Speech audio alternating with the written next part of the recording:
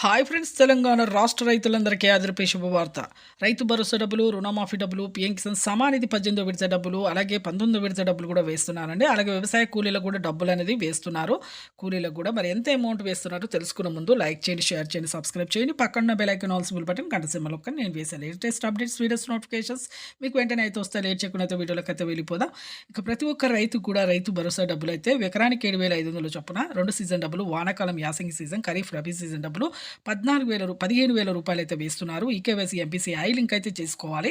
అలాగైతేనే డబ్బులు అయితే మీ అకౌంట్లో అయితే పడతాయండి, లేకపోతే పడవు. అలాగే పొలాన్ని సాగు చేయండి. 5 నుంచి 7 ఎకరాల వరకు అయితే ప్రస్తుతం అయితే వేస్తున్నారు. 10 నుంచి 20 ఎకరాల వరకు అయితే ఎన్నికల మేనిఫెస్టోలో చెప్పిన విధంగా అయితే వేస్తామన్నారు.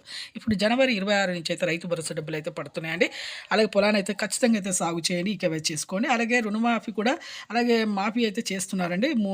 ఎన్నికల మేనిఫెస్టోలో చెప్పిన విధంగా 1,00,000, 1,50,000, 2,00,000 వరకు 3 విడతలుగా అయితే చేస్తున్నారు.